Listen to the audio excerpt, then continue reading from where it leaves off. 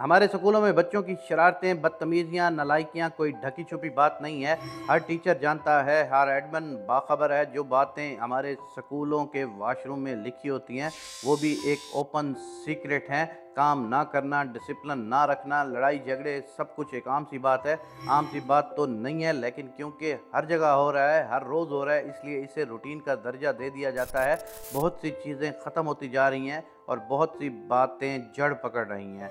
मैं बच्चों के बारे में कोई नेगेटिव बात करने के हक में नहीं हूँ, ना ही क्लास में, ना क्लास से बाहर, ना कोलीग्स में और ना ही घर वालों से। बहरहाल मेरी क्लास के बच्चे भी कोई दूसरों से मुख्तलिफ नहीं हैं। सेशन के शुरू में मुझे लगता था कि इस सेशन को गुजारना नामुमकिन है। आप बच्चे को ना पनिशमेंट दे सकते हो, ना जुर्माना लगा सकते हो, ना ही ऊंची आवाज़ से डांट सकते हो। तो ऐसे लगता है आप पढ़ा ही नहीं सकते। 40-45 बच्चे आखिर किस तरह खामोश बैठेंगे और आपको पढ़ाने देंगे?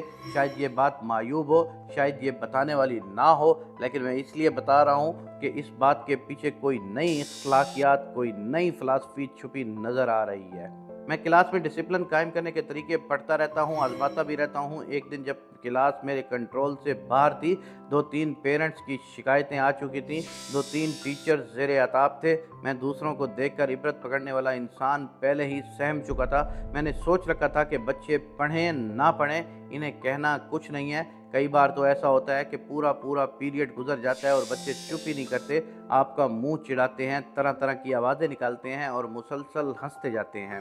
उस दिन भी कुछ ऐसी ही सूरत हाल थी। बहरहाल कहीं मौका पाकर मैंने कहा, मैं सिर्फ एक बात कहना चाहता हूँ आज, और मेरा ख्याल है कि अगर वो बात कर लूँ तो मैं समझूंगा कि मैंने आज के सबक का खुलासा सुना दिया है आपको। हमारा लेसन एक साइंस फिक्शन पर मुश्तमिल था।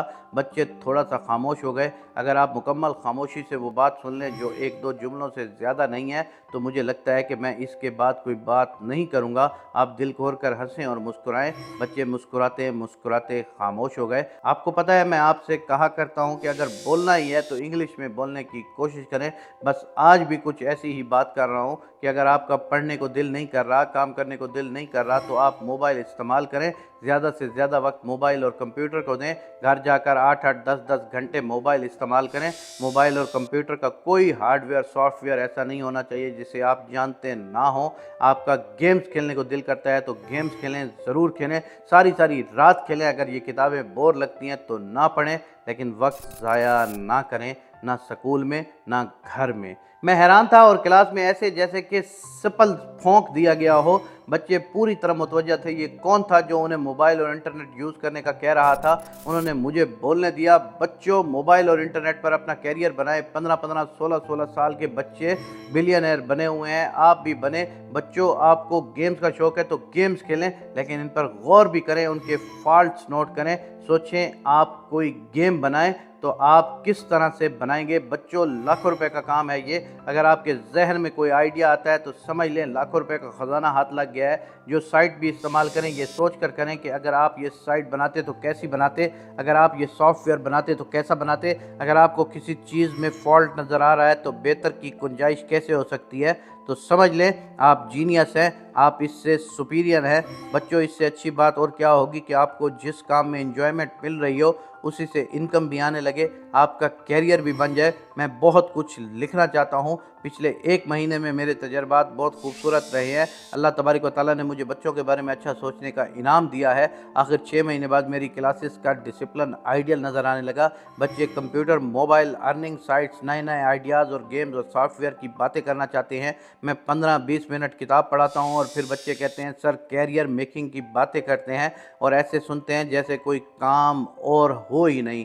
दम सुध जाता है उनका। पूरी तवज्जो से कोई दूसरा बच्चा दरमियान में बोले तो उसे इशारे से दूसरे चुप करा देते हैं। मैंने सिर्फ इतना ही किया है ना कि बच्चों को अपनी मर्जी से पढ़ाने की बजाय जिसे वो पढ़ना चाहते हैं वैसे ही पढ़ाना शुरू कर दिया। एक दिन एक बच्चे ने मुझे बताया कि उसने यूट्यूब चैनल बना रखा है और उसका चैनल मोनेटाइज भी हो गया है। अगले दिन मैंने उस बच्चे को क्लास के सामने बुलाया और उससे रिक्वेस्ट की कि वो अपने एक्सपीरियंस से दूसरे बच्चों को आगाह करे। वो दिन एक अजीब दिन था। उस दिन मुझे अंदाज़ा हुआ कि ये बच्चे कितने इंटेलिजेंट और कितने सुपर हैं। शायद ही कोई बच्चा हो जिसने बात करने की ख्वाहिश ज़ाहिर ना की हो। सारा पीरियड एक अजीब सी हलचल में गुजर गया। हर बच्चा बोलना चाहता था, हर बच्चा डाइस पर आकर अपने एक्सपीरियंस शेयर करना चाहता था। میں حیران تھا کہ کلاس کا سب سے خاموش اور سویا رہنے والا بچہ بھی کتنا بیدار تھا۔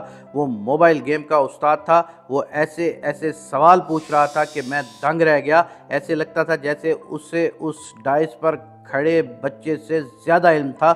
میں سوچ رہا تھا کہ ان بچوں کے راستے میں رکاوٹ کیا ہے۔ ہم اساتذہ، سکول ایڈمن اور پیرنٹس بچوں کے خراب ہونے کے خوف سے ہم انہیں خراب کرتے جا رہے ہیں۔ ہم یہ بات ماننے کو تیار ہی نہیں ہیں کہ بچوں کا صرف ایک فالٹ ہے، صرف ایک قصور ہے کہ وہ بچے ہیں۔ میری ویڈیو بہت لمبی ہوتی جا رہی ہے، شاید میں یہ باتیں پھر کبھی کروں، لیکن میں سکول ایڈمن اور پیرنٹ سے التجا کرتا ہوں کہ بچوں کو غلط کہنے کی بجائے اور انہیں تروڑ مروڑ کر اپنے پیچھے لگانے کی بجائے انہیں سمجھانے کی کوشش کریں۔ وہ بہت عقل مند ہیں، ان کی اخلاقیات بہت بہتر ہیں، ان کا اعتماد قابل رشک ہے۔ انہیں اپنی زندگی کا مقصد ڈھونڈنے دیں۔ جب مقصد مل جائے تو باقی کی عادتیں بھی خود بخود ٹھیک ہو جائیں گی۔ اللہ تبارک و تعالی ہمیں اپنے بچوں کی بہتر سمجھ عطا فرمائے، آمین یا رب العالمین۔